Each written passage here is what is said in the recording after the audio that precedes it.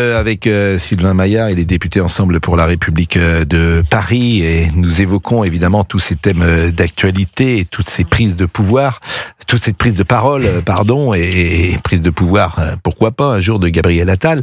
Et effectivement, je m'étonnais que Monsieur Attal puisse dire que dans un parti, sur des sujets aussi importants, la délinquance et les trafics qui continuent d'empoisonner, le parti ne s'était, je répète, je reconnais que notre parti ne s'était jamais emparé de ces questions-là. Donc comprenez les Français et comprenez ce que je ressens moi. Je dis mais en fait ce sont des amateurs ces gens-là. Voilà ce que je me dis.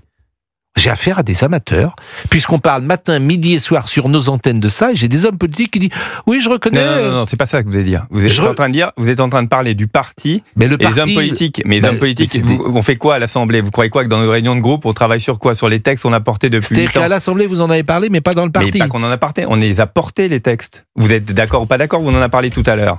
Mais que le parti en lui-même, dans la structure même du parti, c'est vrai que c'était un mouvement, c'était pas un parti, c'était un mouvement, et qui accompagnait une action politique, alors, ce que vous et qui n'était pas organisé et ce qui est très dangereux, pour porter des sujets, c'est vrai. Ce qui est très dangereux, Monsieur Maillard, c'est que non seulement vous n'avez jamais parlé, ou vous ne vous êtes pas emparé de ces questions-là, mais ceux qui s'en sont emparés, vous les traitez de fascistes.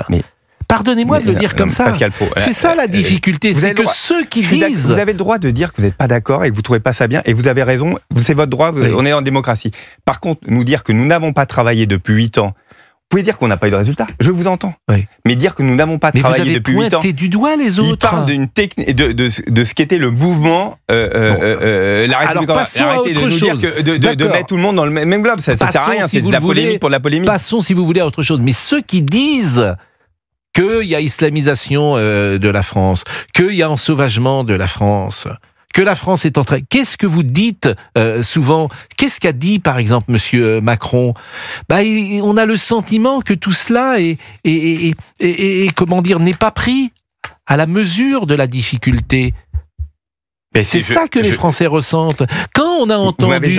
Pascal Praud, vous m'avez gentiment invité, je viens régulièrement à votre micro, j'essaye d'avoir une parole la plus libre possible. Vous dire que oui, on a une difficulté avec l'islam radical, il me semble être venu pendant un certain nombre d'années, vous dire qu'il y a des difficultés très concrètes pour plein de nos concitoyens, pas uniquement de ce qu'on entend dans les différents journaux, des difficultés par exemple dans les entreprises, avec des revendications extrêmement fortes. On en parle très peu dans les micros d'ailleurs. Mais pourtant, nos concitoyens, ils le vivent au quotidien, parce qu'ils vont bosser, ils voient bien ce qui se passe.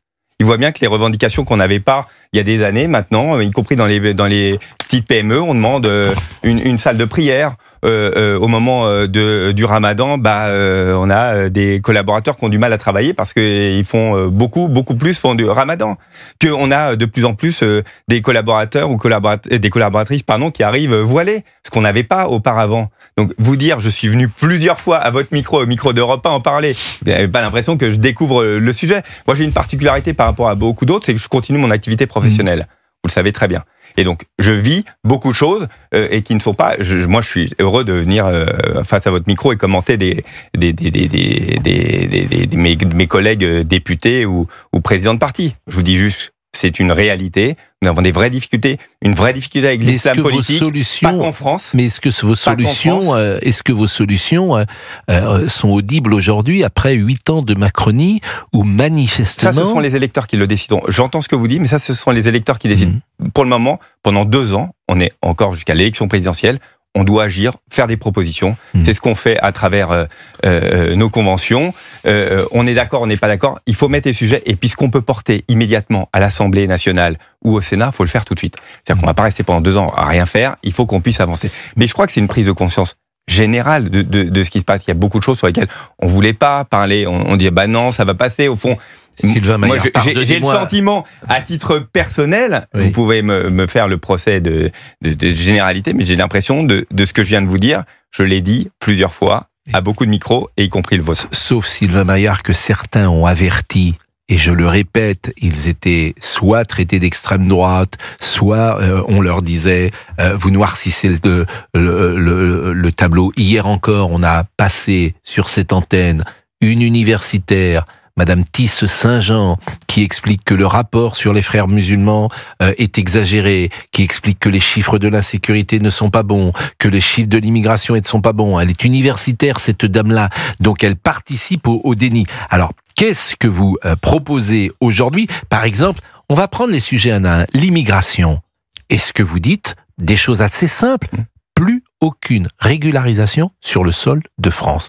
Voilà une mesure très simple que vous pourriez prendre dans votre voie. Et vous allez encore me dire non. Je vais vous dire, ce que nous voulons, c'est que l'immigration, elle soit sous le prisme du travail.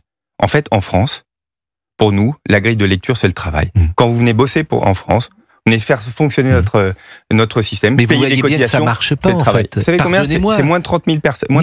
Mais sauf qu'après, c'est le regroupement familial. Par contre, le regroupement, alors on va aller poste par poste. Le regroupement familial, un peu plus de 90 000 personnes, en fait, c'est quoi?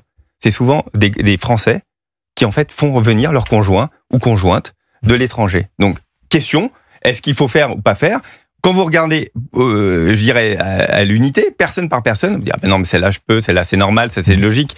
Donc, la grande difficulté. Il y a deux points qui me semblent essentiels. Un, c'est les étudiants. Moi, je pense, 110 000 étudiants. Moi, je pense que les étudiants, là-dessus, on fait pas ce qu'on doit faire. C'est-à-dire qu'on ne suit pas. Une fois qu'ils ont obtenu le droit de venir en France, on ne regarde pas s'ils continuent à être étudiants. Mais ça s'appelle une pompe aspirante. Un point, mais beaucoup repartent. Hein. Mais il y a deux points, Pascal Praud, qui sont embêtants. Un, on ne regarde pas s'ils restent, on ne regarde pas s'ils suivent effectivement leurs études. Deux, en fait, on ne regarde pas les études qu'ils font. Quel est l'intérêt pour nous, pour l'université française, qui est déjà surchargée, d'accueillir des étudiants qui, en fait, choisissent ce qu'ils veulent faire. On n'a pas de projet forcément pour eux. On espère qu'ils vont retourner dans leur pays. Et donc, c'est quoi votre mesure? Eh ben, moi, je pense qu'il faut être beaucoup plus dur là-dessus. Oui, mais ça veut dire quoi, précisément? C'est-à-dire qu'il faut qu'il y ait, on suive les étudiants étrangers qui ont déjà, à l'heure actuelle, sont sur le sol français en disant, est-ce qu'ils sont vraiment étudiants? S'ils ne sont plus étudiants et qu'ils ne sont plus éligibles, ils repartent dans leur pays. Et deuxième chose, on n'accueille plus d'élèves étrangers étudiants si on n'a pas un projet, un objectif pour eux. Est-ce que c'est pour qu'ils ramènent de la connaissance dans leur pays? Pourquoi pas? Est-ce qu'ils vont rester en France pour des compétences? Je pense que vous ne vous en sortirez pas avec ce que vous dites, de suivre tout ça. Il faut des solutions radicales parce que vous n'avez pas les moyens de suivre. Donc vous devez peut-être dire pendant 3 ans, il n'y a plus un étudiant étranger qui arrive sur le sol de France. Voilà ce que modestement je pense. Vous n'y arriverez pas. Ce que vous êtes en train de me dire, c'est une usine à gaz. Vous croyez que des administratifs français vont suivre le projet, regarder le dossier, etc. Mais c'est impossible. Mais non, c'est pas vrai. Mais c'est pas vrai. Je suis pas d'accord, vous, Pascal Praud. En fait, c'est pour ça qu'en fait ça n'arrive pas. Pourquoi ça n'arrive pas? Parce qu'en fait on leur demande pas de le faire. Mais vous n'y arriverez pas. Mais je suis pas d'accord avec vous, Pascal. Mais vous n'êtes pas d'accord. Moi je vois les résultats. Alors il est 11h40. Sur l'immigration, on marque une pause sur l'immigration. C'est très simple. Tu as 2 ou 3 mesures qui sont très simples. Les demandeurs d'asile qui sont sur le sol de France, pendant que leur dossier est traité, je crois qu'il y en a pour une dizaine de mois, déjà ils n'ont plus d'allocation. Comme ça, c'est une pompe aspirante que j'enlève. Je ne sais pas si vous êtes d'accord ou pas. Je ne donne plus d'allocation. Je peux revenir dessus. J'entends ce que vous dites. La seule chose, c'est que moi, ce que je voudrais, c'est que ceux où on est à peu près sûr qu'ils vont avoir le droit de rester, qu'ils puissent commencer déjà à travailler. En fait. Alors, moi, je pense qu'il faut regarder travail. Mais comment vous pouvez être sûr qu'ils ont... Alors, par exemple, si vous êtes en train de me dire... Par exemple, les Afghans, 90-95% d'entre eux auront le droit d'asile. On peut être contre le droit d'asile pour les Afghans, mais les Afghans, par exemple, concrètement, auront le droit d'asile. Si vous me dites qu'il y a déjà des gens sur le sol de France dont on sait qu'ils n'auront pas l'asile, mais qui sont quand même sur le France. C'est pas ça que je vous dis, je dis l'inverse. Je dis ceux où on est à peu près sûr qu'ils auront le droit d'asile, qui commencent à bosser tout de suite.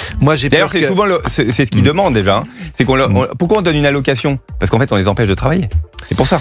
J'ai peur qu'aujourd'hui, ces sujets demandent, hélas, pendant 4-5 ans, des solutions radicales. C'est pas le cœur du déficit public, qu'on soit d'accord sur ces subventions, sur des... En fait, on n'y arrive jamais, parce que c'est jamais le cœur. C'est comme les autorités administratives indépendantes. Ça n'existait pas avant 78.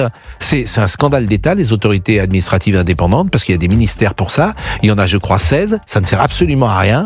Ça a été fabriqué pour les petits hommes gris qui se sont fait un régime aux petits oignons, c'est pour eux. Ça n'a pas, comment dire, avant 78, il n'y avait pas d'autorité administrative indépendante dans ce pays. C'est vrai, mais on disait que c'était le pouvoir politique qui décidait des choses et que c'était pas bien. Mais c'est le pouvoir politique de décider. C'est les Français qui disent, au moment où on dit, bah non, en fait, il faut que ce soit des décisions indépendantes du pouvoir politique, et maintenant vous me dites l'inverse. Moi j'entends, ça peut être un débat. Eh ben nous n'en sortirons pas.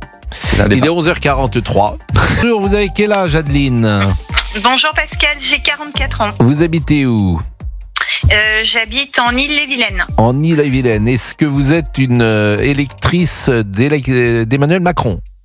Ah, pas du tout. Vous avez voté pour qui lors de la dernière présidentielle ? J'ai voté blanc.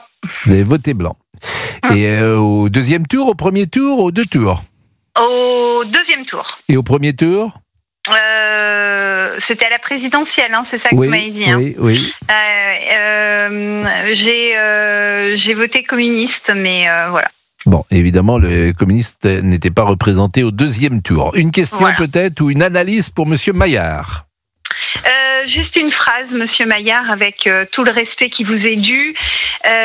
Vous représentez le parti présidentiel et juste stop, arrêtez toutes ces mesures qui vont à l'encontre des gens qui travaillent, qui ont à cœur de travailler, qui payent déjà suffisamment d'impôts et de taxes comme ça.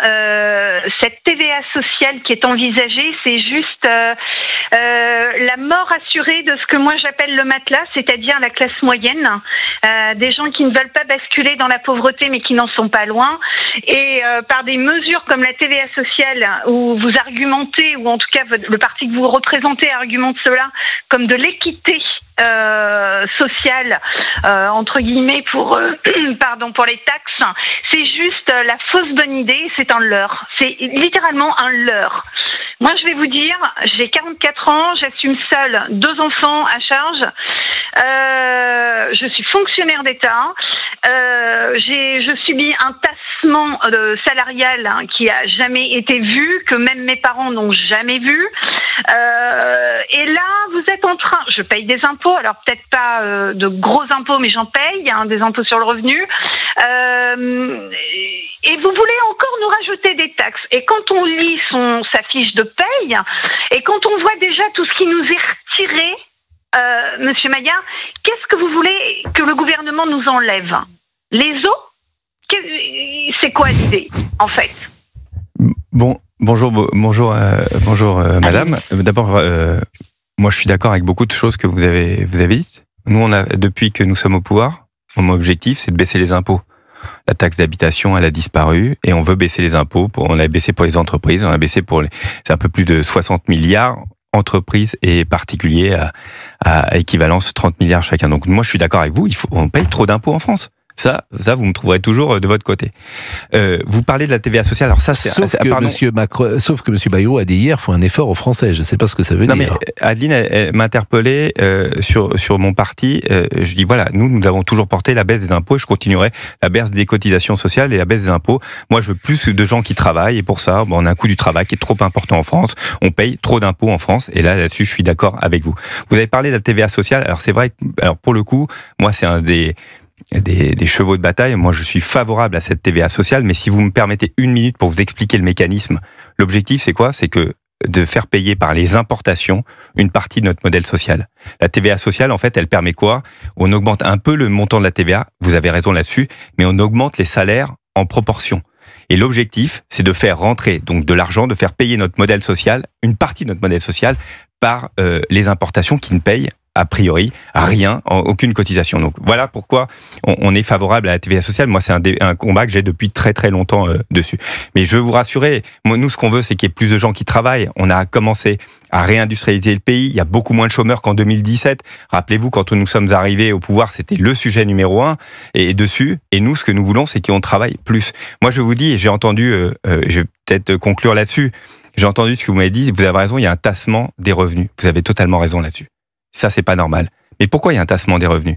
Nous ne travaillons collectivement plus assez.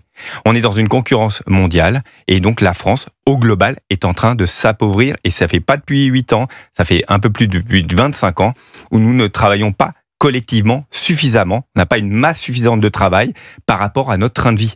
Et donc, moi, je porte des solutions avec mon parti difficile, c'est-à-dire impopulaire, en disant il faut qu'on travaille plus. On a porté la réforme de retraite parce qu'il faut travailler un peu plus. On dit que le choix des 35 heures a été un mauvais choix. Il faut aussi regarder ce qui a été fait. Nous travaillons moins en France que la plupart des pays européens et évidemment moins que le reste du monde. Donc, qu'est-ce qui se passe ? À un moment, on commence collectivement tous à s'appauvrir. Doucement, c'est toujours 1% de croissance de moins que les autres. Et puis au fur et à mesure, mais ce qui est terrible, c'est que vous êtes au pouvoir depuis 8 ans. C'est ça qui est... Pascal Praud. Vous êtes au pouvoir depuis 8 ans. 1 200 000 personnes travaillent. On a recréé 1 200 000 depuis qu'on est là. Vous avez le droit de penser que c'est rien. Vous savez quoi ? C'est pour ça qu'on a pu baisser aussi les impôts. On n'a jamais eu autant de rentrées fiscales qu'au moment où on a fait en sorte de baisser les impôts et remettre plus de gens au travail.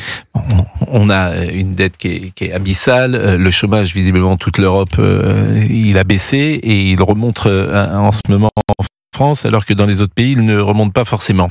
C'est pas tout à fait vrai. Il est un petit peu, on a remonté un tout petit peu. Ouais. Et on est au même niveau que les autres pays, oui ou non ? On a toujours été 2 points au-dessus. Bon. Mais pourquoi, Pascal Praud, on va aller jusqu'au bout ? Moi, par exemple, je veux une réforme de l'assurance chômage. Je pense que l'assurance chômage, en France, je l'entends, et quand vous perdez votre emploi, c'est extrêmement difficile. Il faut accompagner, il faut mieux accompagner. Mais on accompagne, je pense, trop longtemps. Et quand vous regardez les chiffres, les reprises de travail... Ça dépend qui, c'est ça qui est... En fait... vous connaissez beaucoup de saisonniers qui font 2 saisons en France ? Mais oui, mais vous savez quoi ? Maintenant, on fait plus de saisons en France. Les saisonniers, ils font l'hiver ou l'été, on fait plus de saisons. Je suis d'accord avec vous, mais le problème du chômage... Alors, je sais pas, j'ai jamais travaillé, évidemment, dans l'État. Faudrait un système sur mesure pour le chômage. D'abord, c'était une assurance. Je rappelle, ça ne l'est plus. Vous avez raison. Ça n'est plus une assurance chômage, pardonnez-moi. C'est encore une erreur de la Macronie qui a transformé ça en cotisation. C'était une assurance. Donc, par exemple, moi... oui. Non, c'est toujours une assurance chômage. Non, sauf que... Non, mais c'est une cotisation. Moi, j'entends votre raisonnement, sauf que l'assurance chômage, c'est devenu, pour une partie du fonctionnement, c'est devenu un revenu complémentaire. C'est pas comme ça. C'est une assurance. C'est-à-dire, quand il vous arrive un pépin, vous perdez votre emploi, ça va vous aider. Exactement. Ça peut pas être un mode de fonctionnement dans la vie de tous les jours. Et oui, en France, c'est devenu trop un fonctionnement. Donc, c'est pour ça que nous souhaitons d'être plus réaliste, mieux accompagné, sauf que vous êtes en place depuis 8 ans. Bon, là, j'ai fait 2 réformes deux réformes de l'assurance chômage. Mais j'entends bien, mais ça devrait être du sur-mesure, l'assurance chômage. Je prends par exemple un cadre supérieur qui a 52 ans, qui travaille depuis 25 ou 30 ans, qui a un très bon salaire, il est au chômage, lui, il faut vraiment l'aider, parce que ça fait 30 ans qu'il travaille consécutivement, sans un accroc. Et qu'est-ce qu'on lui dit à ce cadre supérieur ? Au bout de 6 mois, il va perdre déjà 50%, je crois, de son allocation chômage. Donc lui, il est absolument pas aidé. Donc c'est fait en dépit du bon sens. Je peux pas vous dire autre chose. Je suis pas d'accord avec vous. Vous n'êtes pas d'accord. Il a les mêmes taux que tous les autres, qu'il ait 52 ou qu'il ait 48. Qu'il est 32 sauf que vous traitez quelqu'un qui vient de travailler 30 ans consécutivement, vous le traitez de la même manière que quelqu'un qui bosse 6 mois, qui s'arrête 6 mois, qui bosse 6 mois, qui s'arrête 6 mois. C'est pas tout à fait vrai, il y a des droits rechargeables et ça en fonction du temps que vous avez. Mais nous proposons une réforme justement pour dire qu'il faut travailler plus pour pouvoir avoir les mêmes droits que ceux de vous avez. Mais ça, je suis d'accord avec vous. Effectivement, il faut travailler sans doute plus. Faut travailler sans doute. Les employeurs, une personne de 52 ans, ont un regard sur la personne de 52 ans qui pose problème. Et je le dis très clairement, j'ai 51 ans, donc je vois très bien comment ça se passe. Se dit, est-ce que ça va être un gros salaire ? Est-ce qu'elle va pouvoir s'adapter aux nouvelles technologies ? Je préfère prendre un jeune. Il sera moins cher. Il est 11h56. Monsieur Maillard reste encore avec nous ou pas, Laurent Tessier, où il doit partir ? Pour lui dire au revoir après le flash. On lui dit au revoir.